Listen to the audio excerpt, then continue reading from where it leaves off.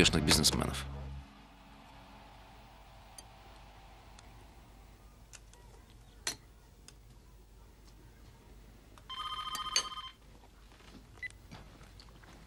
Алло. Мистер Дэвис, это Рон по поводу Daily News. Как ваши дела? Спасибо, не надо. Простите за беспокойство. Пока. Постойте. Это все? Так вы работаете? Вы, парни, звоните мне каждую субботу и всегда не знаете, что сказать. Если я вам нужен, убедите меня.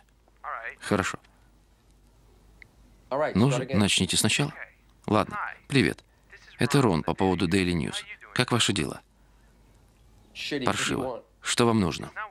Это нужно не мне, сэр. Это нужно вам. Теперь я понял. Итак, что вы продаете? Я предлагаю вам подписку на Daily News по очень низкой цене. Мы хотим расширить круг доставки газет на дом. Ясно. То есть все, кто подписался раньше, сейчас платят вам больше меня? Да, полагаю. Ладно, это я понимаю.